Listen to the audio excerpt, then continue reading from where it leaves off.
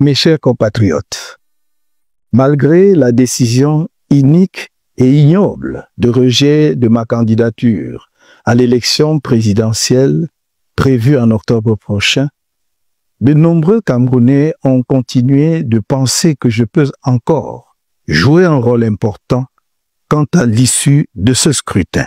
Je les remercie de leur estime renouvelée et de leur confiance inébranlable. J'ai écouté leurs appels réitérés et me suis résolu à voir dans quelle mesure je pouvais y répondre au mieux, comme c'est toujours le cas lorsque l'intérêt supérieur et l'avenir de notre pays m'interpellent. C'est dans cet esprit que j'ai lancé le 16 septembre dernier un appel aux candidats de l'opposition en lice à l'élection en question. Je les exhortais à s'unir, idéalement derrière l'un d'entre eux ou, à défaut, de former une coalition de plusieurs candidats de poids autour de l'un de ceux qui, parmi eux, ont une grande expérience politique et de la gestion de l'État, en l'occurrence, l'un des deux candidats originaires de la partie septentrionale du pays, sur la base d'une entente préalable entre ces derniers. Une telle démarche était, à mon sens, susceptible d'enclencher une dynamique populaire nationale. Elle aurait permis la mutualisation des efforts et d'éviter la dispersion des voix, rendant inéluctable la victoire du candidat porté par l'ensemble du peuple du changement, autant dire tout le peuple camerounais.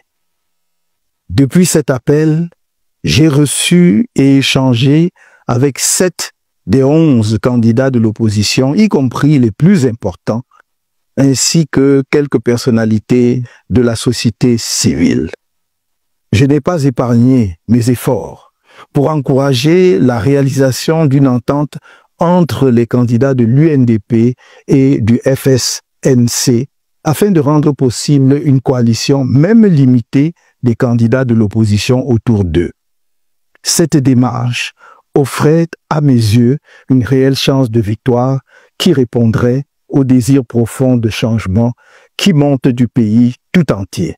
L'engagement tardif dans la course à la fonction de président de la République des deux candidats originaires du Grand Nord, que l'opinion semble considérer comme les candidats majeurs à l'élection à venir, ne leur a pas laissé le temps de préparation multiforme, indispensable pour espérer, l'un ou l'autre, créer tout seul une dynamique de victoire.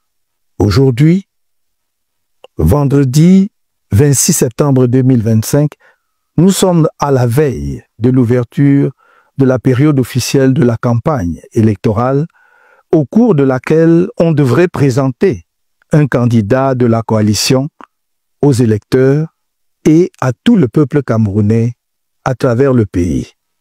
Expliquer sa mission, fixer son visage dans l'esprit des électeurs, surtout dans les zones rurales. Or, un tel candidat n'a pu être trouvé aux grandes dames des Camerounais. Il y a donc lieu de faire le constat suivant.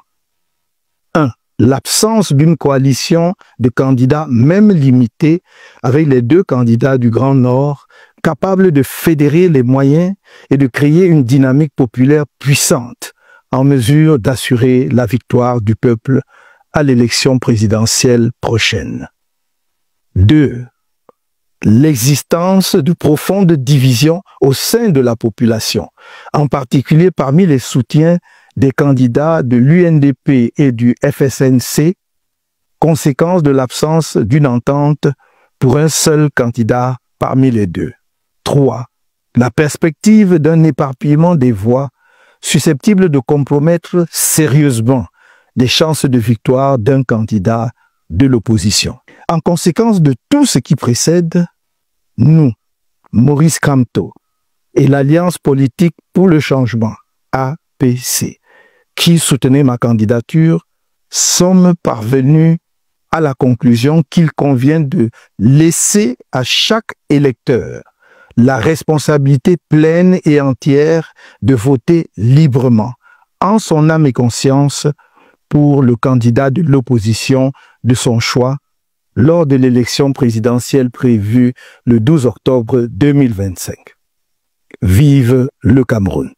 My dear compatriots, despite the unjust and despicable decision to reject my candidacy in the president.